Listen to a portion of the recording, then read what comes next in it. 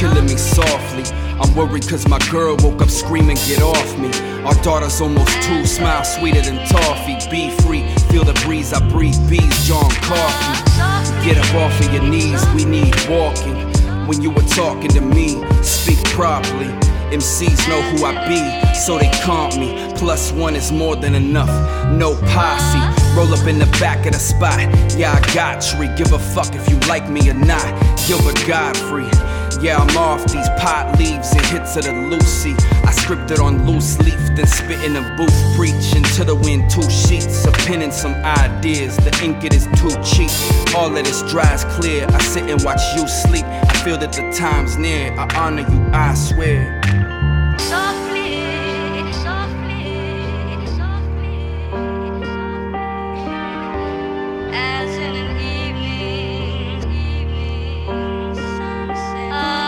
Whatever happened to soft hands and tough love? When laughter was something you couldn't get enough of. The story told so many times, not what it once was. You must atone for all your crimes when you were punch drunk. I find solace in the shade from the sunlight. Never bring the bigger blade to a gunfight. Life lived, love made, if it's done right. You damn right I still get paid, though I'm unsigned. Hype, like the crime rate. Running through Babylon, lying, trying to find Zion's gate. I got blood on my lips and love is how iron tastes. Bruh, just look at her hips, however could I escape? Try and shake the feeling that they follow me. Some places I can't make returns, that's just their policy. Living in the belly of the beast, life swallow me. Everybody wearing a mask, it's like Halloween. Cops shoot first, never ask, fuck an apology. Officer, he feared for his life, that puppy growled at him. The cowardice we see on the daily, who could be proud of it? Yeah, good cops only take off their badges just to polish them, abolish it.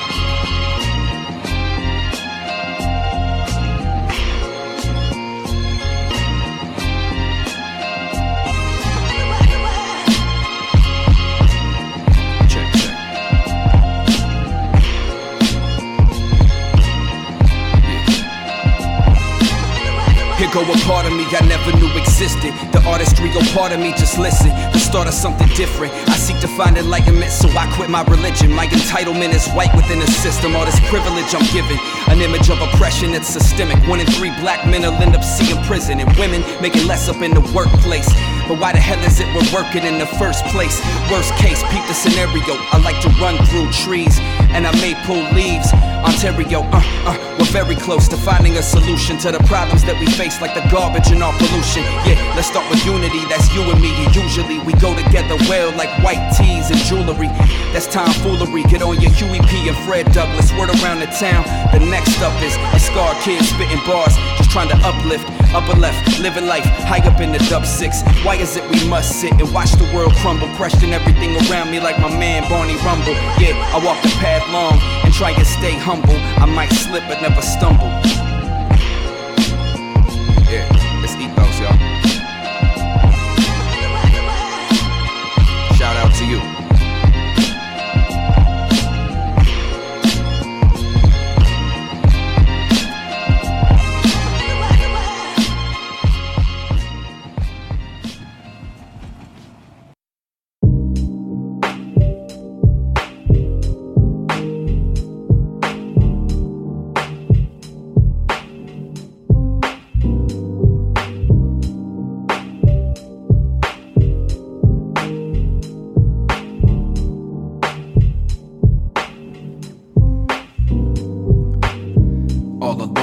Paper, call me Mr. Toomey. My partner's gone, reminiscing and it's getting to me. Rolling up two blunts while I spark a doobie. My life is tragic and cinematic, just like a movie. Dad's an addict who's crack habits and avid duty. A track static, the track's rabid, I'm rapping truly. Back at it like backgammon, I'm sliding smoothly in the back jamming, relaxing and letting music soothe me. The wind blew, we listen without a word spoken. In too deep, swimming within a violent ocean. Him who he grinning, although my smile's broken. When do these winnings actually turn to tokens? Iliad and Odyssey. I am really mad and saddened by all I see. Silly are the fads, your fables and fallacies. We run a million miles just to race reality. All my travels as a child, they have made for callous feet. Used to battle with the Bible, now I live a life that's free. Choose not to believe that we inherently evil. Sail atop of the sea or sky flying like seagulls. The mind's eye will lead you, no rewind. A review in deep time and see through with each line. We reach new heights that we are climbing at. Pipes and papers lined with hash. They say Ant out in the alleyway, you know he be a rhyming cat. Align with that like December 21st, 2012 on 9/11. Building 7 fell down as well. The speed of no resistance, explosives and demolition. West coasting with no religion. Y'all joking, I know the system. So I stay unattached, pour fuel and throw the match. Door 2, no going back. Sore tooth, I flow the facts. War you, so slow, relax and let the bass guide us. Rhythm that lives inside of every woman and man who stands upon Gaia. Damn, my man, I have gone off in the wild, spilling out of my gills so that little fishes can smile. Feel me on what is real, we need tribal to raise a child. Fable makes for denial, tell truth to the youth kid. High kicking like Ryu in the booth, like Oriuki. Why I do what I do, try just to inspire to question more of this life and accomplish something that's viable. Building blocks for the future, stacked half a mile. Scarred past, heal slow, relax, smile. Yeah, relax, smile. Peace.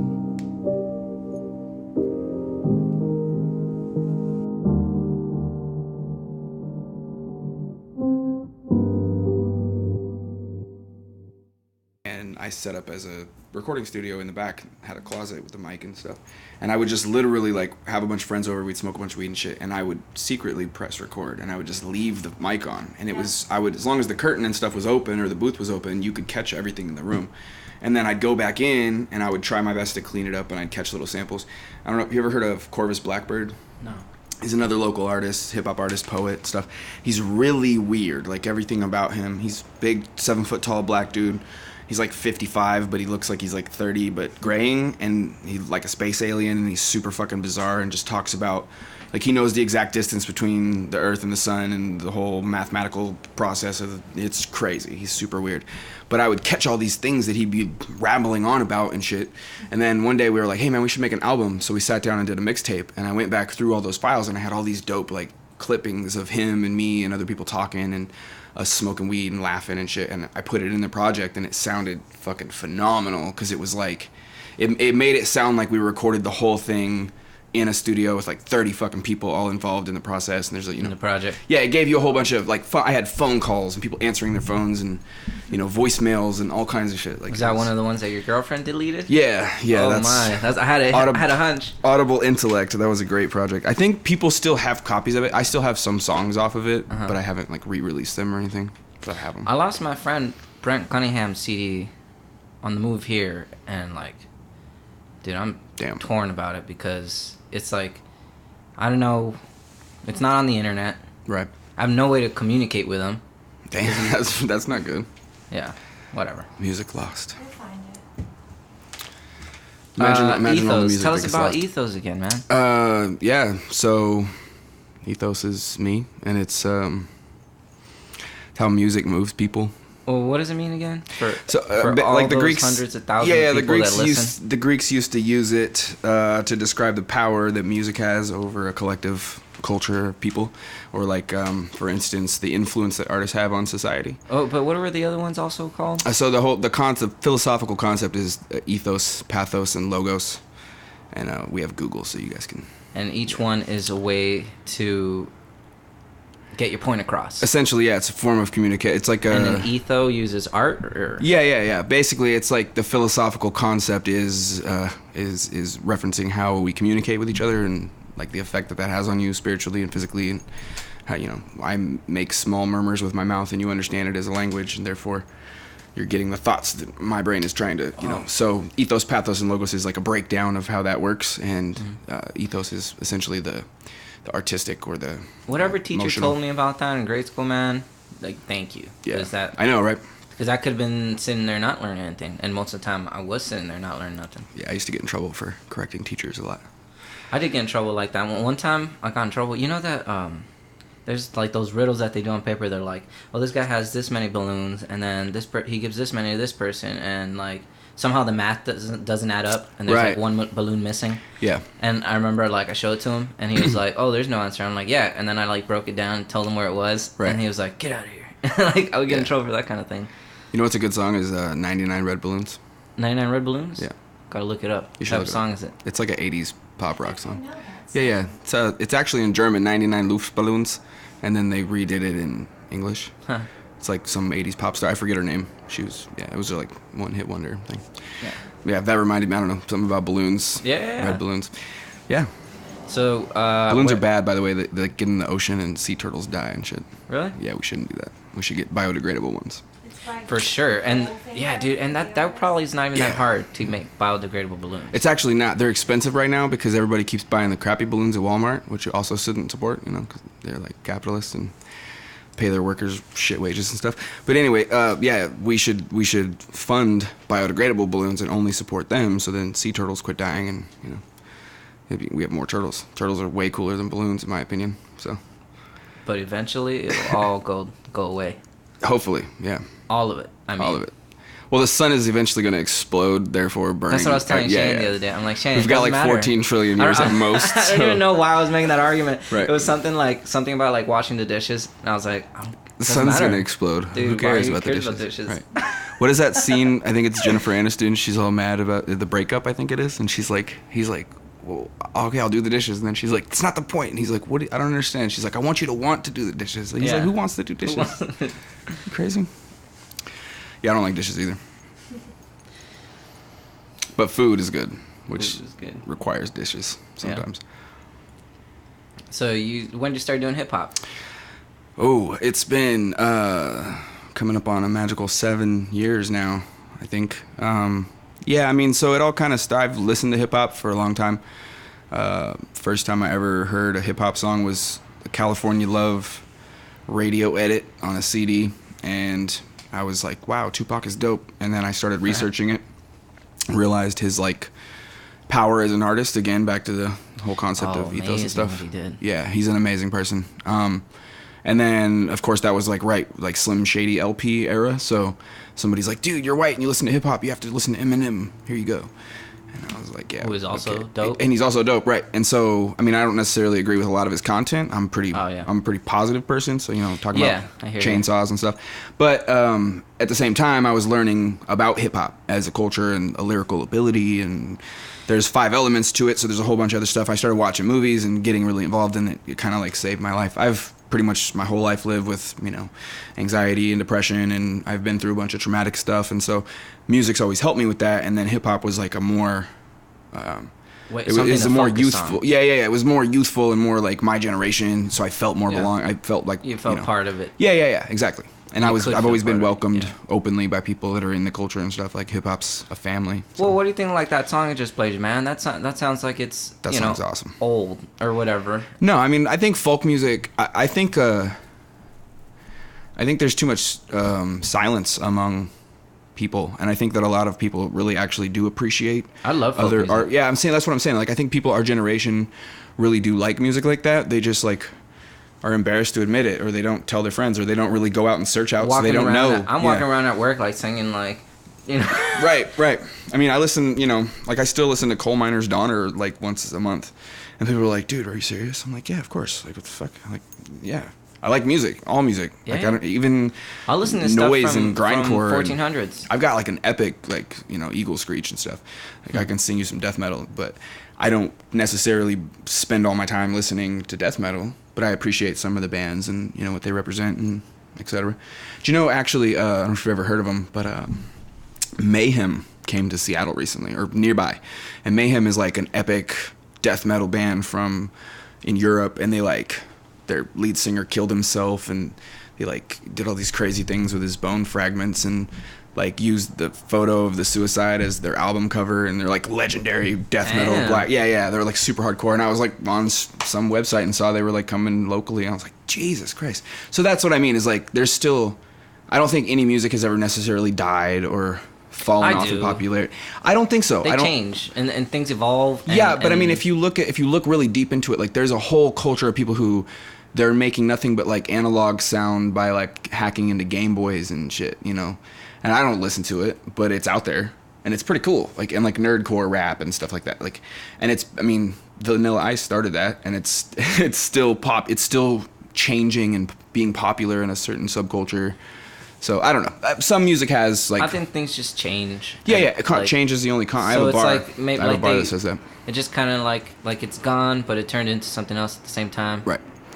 I remixed Changes by Tupac, and the first bar is change is the only constant. Ain't nothing been the same since the day I became conscious. Seen the face of a monster. So it's like, yeah, like change is the only thing that's constantly happening. I do remember that line. Are you conscious about your pitch when you do your thing? No. I'm because if you listen to Tupac, he's very on pitch. See, well, that's the thing is I'm completely self-taught when it comes to music at all. Like I played piano. I had like a little bit of piano lessons that I quit on like 3 weeks in, and like I was in high school band, or not high school. I was in grade school band for like a semester or whatever. But I've always been very anti-establishment. I don't like authority, and so like I always took criticism and like people trying to help you. I always took that like negatively as like a young, youth full of angst and stuff. So I would push people away. Like and because of that, I never learned how to read music. I can kind of count bars, like with hip hop, I can count bars, but only because I've listened to so many raps and like heard so many people on beat that I can kind of like tell what a bar should sound like. But with the cadences, I use tons of different cadences and vocal stylings and stuff. So I'm not always really like, so to speak, on time or, like where the producer thinks you should be on the beat. I'm not like riding the snare, so to speak, or whatever. And I might switch it, they might make a suggestion and I'll be like, okay. And I'll start half a bar late or whatever. But I don't know what I'm actually doing. I do it by ear, if that makes sense. I can't see it, like I can't visualize it on a piece of paper. Totally makes sense. Yeah, I can't visualize it on a piece of paper, and like I can't tell you like what note that was. That's not even what I'm talking about. Yeah. I just mean like I'm sure Tupac didn't also know what note he was on, or maybe he did. I don't know. I think he did go to an art school when he was in like grade school. I think he was. But I think it was like a visual arts thing. Yeah, like drama, but they always sing. Yeah, like performance arts and visual arts and stuff. But all I was trying to say was that he's awesome with his pitch, and right. I think he probably had perfect pitches. I would agree with that. One thing that most people don't know about him though is that all of those recordings are like 90 track recordings. Like he would keep everything, and they would just layer and layer and layer and layer and layer and layer. And of course, depending on what producer he was working with, they may not need to do that because the guy captures it really. And like maybe he was less drunk, less high. One of my favorite Tupac quotes is he's like, somebody asked me why I was drunk and high when I'm making music. Because motherfuckers is drunk and high when they listening to it. And that's like, you know what I'm saying? So he was very freeform, but he was also very, like you said, he's very serious about his art. So it sounded good. And like I do that a lot with I self-record. There was a ton of work ethic. I think also with people... Like, ton of work ethic. Well, also I think something to add to that kind of question is that he's doing it 24/7. Right. Sometimes that was his job. he's drunk or high or whatever. Yeah. And it was his job. And consider how much content he put out there, man. Right. How much do you think he was working on it? 24/7. Yeah. Well, there's still, there's probably, and I say this with inside knowledge. I mean, like, I don't know Athena personally, but I know people who know those people. And like I've had conversations with the Outlaws on Facebook and on the phone and stuff like that. And I know, shout out to Asher, who runs the Truth About Tupac movement. It's a global movement representing Tupac, and like the new film that they're working on, those people are directly involved in the production of that. Nice. Yeah. So like I have information from the inside, and there's so much music still. Like there's albums and albums and albums worth of stuff. Like his mom has access. It's kind of like the Prince legacy, where there's just tons and tons and tons of material that we probably never will see, but it's out there. Like honestly, like I think about. There's been famous instances with famous composers where, like, Mahler is one. Have you heard of Mahler? It sounds familiar, yeah. Like, he's one of those instances. I forget who else was another really big instance where they burned all their... I mean, back before recordings, you had to write something down. So, they burned them all. Like the first half of their, like when they were like 20 something, they just like, I'm just gonna burn everything that I've done up until now. Damn. Start fresh. I've done that. And yeah, exactly. Ripped and it like up. I've lost stuff, and I'm like, oh, Yeah. whatever. Like Exactly. like I'll probably, like, I think that happened to me recently. I lost some like 5 songs I wrote and I hadn't recorded, and I was like, oh well. Yeah. I But, mean, like, you're just gonna keep writing. it's the nature of art. Yeah. I like. It reminds me of that. What's it called? The mandala. Yeah. Yeah. Right? Totally. Isn't that awesome? Yeah. I yeah. Yeah, I'm dude, stunned. mandalas are round. I like round things. Round. I mean, it's a circle. What movie is that where Rob Schneider's character keeps saying, "It's a circle. It's a perfect circle." He's like, "Life is a circle. Everything is a circle." And he's like, "Yeah, no, I get it. It's a circle. I understand." But he's the point he's making is, yeah, it's a circle. Ouroboros is the eternal serpent. It's a snake eating itself by the tail, and that's like how the indigenous used to represent life. I plan on getting that tattoo, and that's basically what it is. It's like, life, like we were saying, change is the only constant, and like change is eternal. So everything's just constantly changing, and that's just the way it's gonna be. So yeah, circles. Yeah. We could, man. This is where if only I had like a few pot candies, then I would totally go down this. I know, right? With you. It would be a really long just podcast, not there. though. It's like It'd be 1 a long p.m. podcast. How much information storage do you have on SoundCloud? You got the. You good? You got the oh, yeah, premium no. account? Of course. I'm saying that's what I'm I saying. have Is like to. that would be a long podcast. Oh, dude, I don't know how many hours and hours I already have up there. Because I mean, I got like 30 episodes. No, I like I said, I listened to some last night and some this morning, and I gotta check it out. Like you guys, everybody listening should listen to more than just this one too, because there's some dope shit on there. There's a lot of good artists out there. Yeah. And it's cool that, like, one thing that we talk about is like that we'd love to do is be able to have the money or the sponsorship to have like a bus and just stop in for a month Global here and there. podcast. Yeah. Oh, that would Well, be because dope. you find different musicians in different, like when I left Nashville, I left all that country stuff behind, and Right. and I knew to expect the grunge thing here. Yeah. So there's already a couple bands that are gonna come on like that, and Yeah. just where nature of the beast is where I am, Totally. you know, and I love that about it. So we'd like to keep moving. Yeah. Imagine hanging out in Hawaii for a couple months and Yeah, like yeah, that'd recording be people sick. there. Yeah, I know, right? I'm Everything mellows planning out for a while. I'm planning to make my way down to the Bay and hopefully to Hawaii. I've got friends down there. Shout out to Free Will and damn, who else is out there? Zion's still down there, I think. Yeah, Zion. There's a whole bunch of people that moved from major cities in the U.S. and moved to Hawaii just to get away. Yeah. So yeah, I kind of moved here to get away because I'm in the mountains now. I did the same thing. I moved to Seattle. Well, Where I were moved you to last? Seattle I was in Montana before I came here. Flathead Valley area, beautiful, lots of cool people and stuff. But similar to what we were talking about earlier, Montana is the north-south. I don't know if that makes sense, but there's like a lot of very aggressive religious beliefs and drug use in certain circles Yeah. and stuff. And it was like I was Just kind of left. it was it was a negative that drug thing was experience. something I did see in the South. A lot of drug use. I mean, it's everywhere. Well, like meth drugs are meth everywhere. was an epidemic Sure. when I was growing up in high school. I've lost tons of friends to it.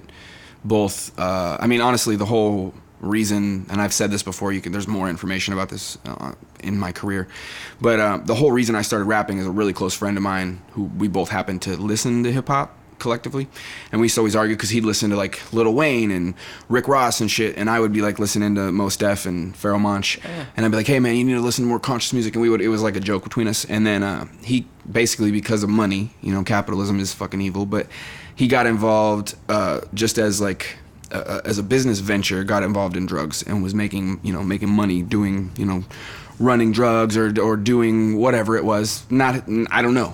It was his business, whatever he was doing. And whether or not he was actually even incriminating himself to that level, he was associated with people who were doing these things. And basically something happened. People started going to jail, people started getting in trouble, and people started dying. And he was one of the people. And he was like murdered and thrown in the fucking river. And it was super terrible. And so like that's what my grieving process is, what started me like writing and doing poetry, and that evolved into hip hop, and I started performing and meeting people, and like I said earlier, the culture kind of welcomed me, and it sort of saved my life and helped me deal with that. So that drugs are so fucking terrible, and something like music combats that. We've got crime and drug use in the inner city, and people it's a an way escape. to reach people, man. Yeah, well, I mean, drugs are an escape. You're looking for a connection to something or a way to feel better, and I music think a lack does of that. feeling. Yeah. Well, I would imagine. I don't know. Yeah. I've never been it hooked depends. on anything like that, you know? It depends. My dad's a lifelong addict. I've dealt with drug addiction my whole life with, family members and friends and stuff. So it's really, it's huge. I mean, like I said, meth was really big and still is. Heroin's making a big comeback. Like, there's articles now talking about it's a huge epidemic. People are dying, by the thousands a day. So, yeah, it's crazy. And yet, we're not supposed to smoke pot. Right. Yeah, but they're wasting time giving me a $27 smoking ticket on the street. Did they do that recently? I've never gotten one, but I've had conversations recently with police officers about this, because it's like that's one of the things where it's relative whether they want to write the ticket or not, because it's an infraction. It's not an actual crime. And I was like, it frustrates me that I still feel pretty privileged here that I can. It's great. A $27 ticket. But basically what I was getting at is something like that shouldn't even be illegal. Like, cannabis shouldn't be illegal. Oh no, they should be promoting it. Yeah, exactly. It's medicine. Like, what the fuck are you doing? It grows out of the earth. Like, why are you? Yeah, it's like a really badass carrot. Right. Yeah. It's terrible. Terrible carrot. Devil's. What do they call it? The devil's lettuce. You can't have that carrot. That carrot's purple. Yeah. That's the thing is people think of it like a joke, but it's real. Like, they actually do outlaw heirloom vegetables and shit. Like, you cannot sell this variety of apple anymore. You can't grow it. No. It's illegal. Stuff and like going extinct. Yeah, because they for money, because it's profit. Like, they want. That's why hemp and cannabis are illegal in the first place, is because people in the textile industry, cotton and timber and stuff, it grows faster. It's easier to produce. Same reason why we can't use Tesla's fucking batteries. Exactly. Yeah. But bastards.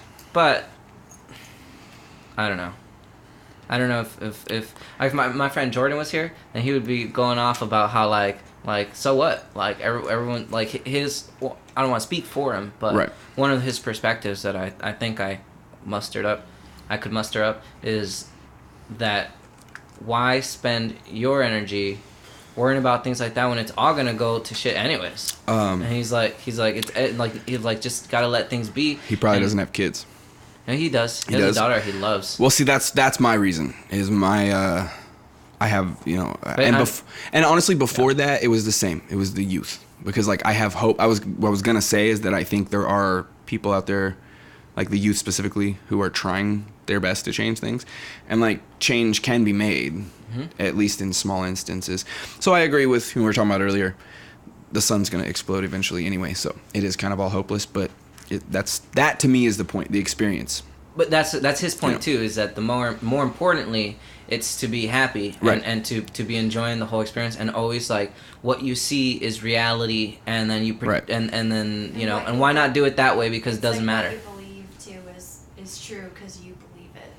Yeah, like if he'd have to be here and he would go off. No, I agree with that sentiment completely. What you see is what you see, and what you believe is true. Because it's. I don't know. I argue with him all the time. Like, that's who. To get really deep, argument. like people obviously bring up the concept of God a lot, and like I was raised in a Christian family. My dad's side being Roman Catholic, so I've been to mass and to church, and my grandfather was a preacher for like 40 years. Eyes would roll in the back of his head, and he could read scripture, out of his mind. And who is this? This is my mother's father. So my grandfather on my mom's side, and. This is in like rural Oklahoma, so like Church of Christ. And when I mean Church of Christ, I don't mean like Latter-day Saint. I mean like Church of Christ, just Christians. We're good old American Christians. And so from the South, or yeah, from the South, like the inner South, like rural Oklahoma. Okay. But basically, I have read. I'm theologically knowledgeable, so I've read. A lot of the Bible, and I've read a good amount of the Torah and of the Quran and of different books, like the books of Thought and all these things from like Egyptian stuff. And so like I've read into enough of like what people call religion or spirituality organized. And so I understand that I don't necessarily believe that or identify with a specific religion anymore. And so the point I'm getting at is when people ask me what I really believe, and I get all the way down to my belief, is that, yeah, like, of course there's a God. I am God. And then they're like, oh, that's so, how dare you say that's blasphemy? And I'm like, wait, no, hold on, you don't understand. I'm God, and so are you, and so is your dog, and the guy over there who's obviously listening to our conversation out of the corner of his ear, and everybody else and everything else that you're experiencing. I was like, you really, all you are is carbon as a physical life form with a brain, and you're experiencing the universe in this moment in time. And like, of course, time is a construct that humans we've developed this understanding of what it means and et cetera, et cetera.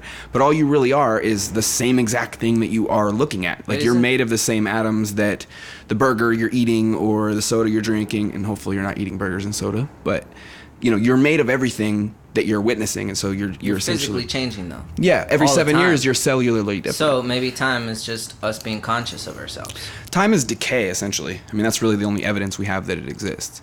That's what makes us think of it linear. I would think the awareness of stuff decaying, or just generally more so the awareness part. Yeah. The fact that we can sense things changing and the fact that we can sense that's us just really being conscious of ourselves. Right.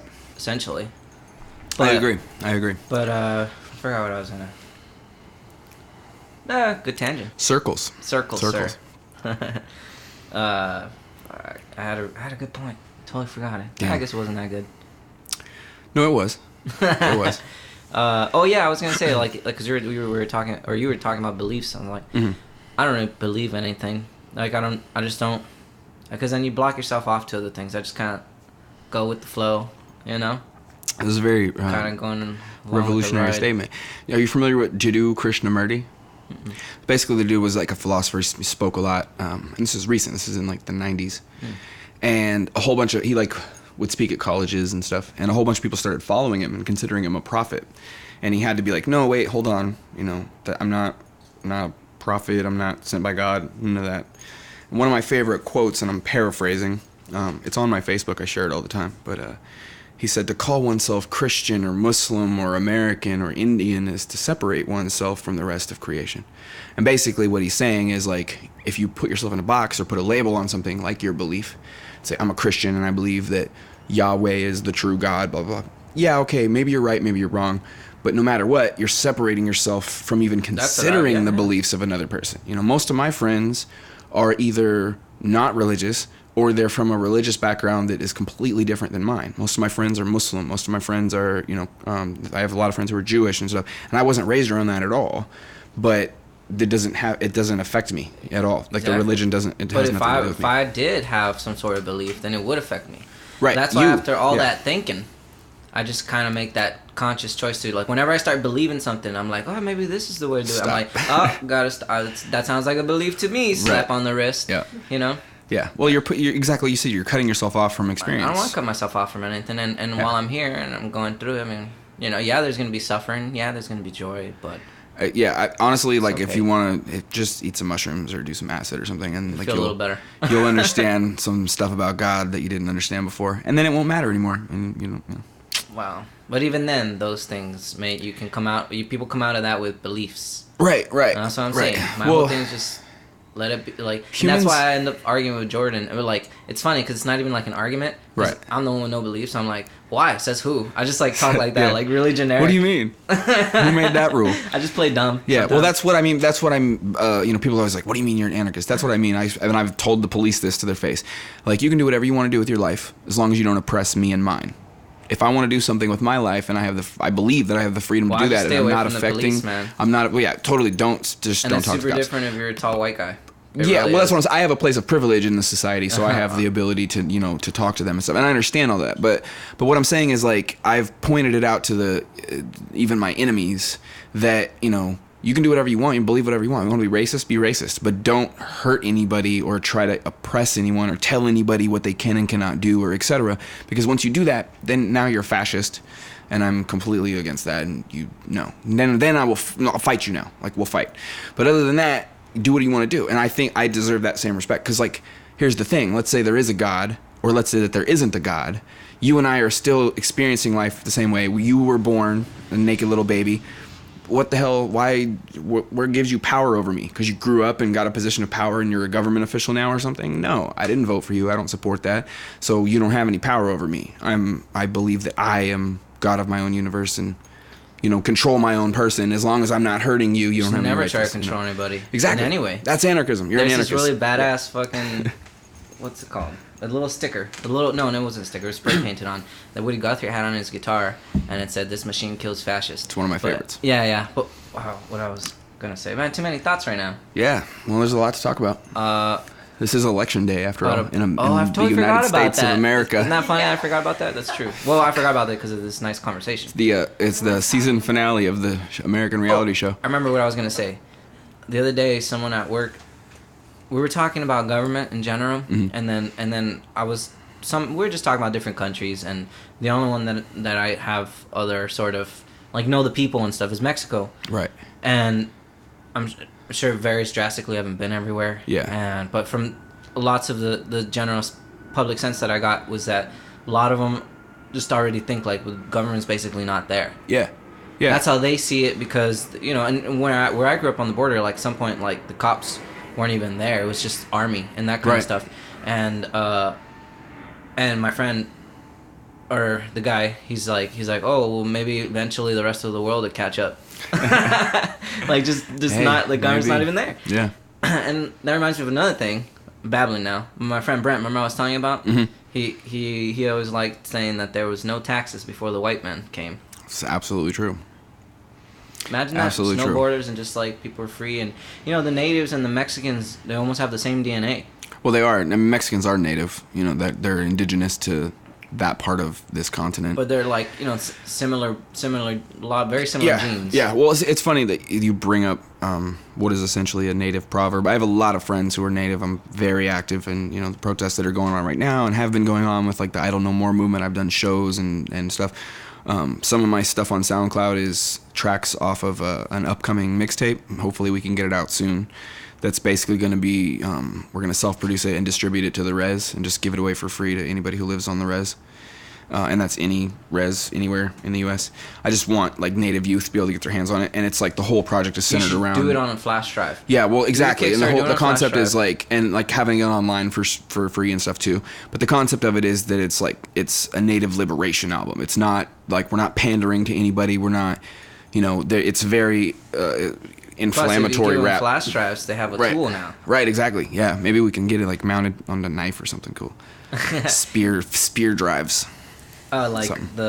You know, apparently, well, that's another thing Brent told me, that apparently the first hatchets that were being sold were both, it was one, you know, solid piece, and from one side was the blade and the other side was a smoking bit. Yeah, my grandfather used to have one. It was really cool. It was like interesting. You know, what the white guy calls a peace pipe or whatever. Oh. Yeah, it was a large handled both pipe and then axe. Yeah, it was pretty cool. And the Dutch invented that. I did not know that. They were the first ones that started selling them, and they made those specifically to sell to the natives. So the Dutch invented them. It's weird how trade does that, how trade inspires when people meet. Well, it's just culture, dude. It's cultures clashing together, and that's awesome. And that's why I love living in cities. That's why I like it here. Right. Yeah, Seattle's great for that. There's lots of like barter flea markets. That wall down the street, right, that you must have seen, says diversity. Diversity makes us beautiful. Yeah, I saw that on the way here. I'm probably gonna get a photo of that. I love it. Yeah. I love seeing that every day. It is. It's beautiful. There's a lot of cool street art in Seattle. I like. Yeah, there is a lot of cool street art. And the streets are clean and it's quiet, so it's perfect for busking. Yeah. You ever thought of going busking? I have done. So hip hop's kind of hard to do on the street. Unless you have a little amp. There's some people out there that do it really successfully. Shout out to Scribe the Verbalist. He's a dope artist. He's always out hustling a CD. A-Sun. 11 million, Santonio Bandanas. He has like 1,000 names. He's always out. You know, old school rapper. He's been grinding forever. Same shit. Smarty Jones. He does like he bangs on his chest and beatboxes and raps and stuff. And it's cool. And it's like, I think it takes a certain kind of like poetry or hip hop song cadence and style. I think it takes a certain kind of song to be able to do live on the street. And like, I don't know. For me, it doesn't translate really well. I've done it, and I've been applauded on doing it, and I've also had negative experiences doing it. So, I had this one guy tell me once that he'd give me $30 just to stop. Damn, really? Yeah. I'd have taken that $30. I was too pissed off at the time. No, I'd have taken the money and then just walked across the street and then started again. In retrospect, I should have said yeah. Yeah. But it's not what I said. Well, hindsight's 20/20. What I was gonna say is there is a show coming up, and it's like a super awesome show. Don't remember the name because it's super complicated and stuff. But if you go on my Facebook or just aka ethos.com, you'll find it. I'm gonna put it up there tonight, and we will be busking at that show. So basically, all the artists. It's in Olympia, and all the artists are gonna like busk during the day outside of the event, and then that night we're gonna have like a big show, and it's also in this like, it's like a curiosity shop, so it's like a whole bunch of weird shit all over the place. Some of it you can buy, some of it you can't, and then it's like also a tattoo parlor and like an art space, collective, cool. It's really fucking awesome. So, you know, come get discounted tattoos, and I'm talking like hand poked tattoos, like dope shit. Not even, yeah. I've been wanting to get a tattoo. My friend Hannah, she's actually putting on, she goes by the Needle Witch, and she's a hand poke tattoo artist, like a traditionalist tattoo artist. She's super awesome. She's real into the like, you know, the gothic and like 15th, 16th, 17th century stuff, and it's like she does really awesome portraiture work and a whole bunch of cool like stick work, and I'm gonna get some tattoos from her maybe at the show. Maybe I'll do it on stage. I don't know. That could be cool. Get rap tattooing. I don't know what you'd call that. Rapping while being tattooed. That could be tight. Well, pretty badass. We want to do the concert? It's coming up soon. Like I said. No, I mean like concert part of this. Oh yeah. Let's do that concert, and then we can. Yeah, you can come to the other concert too.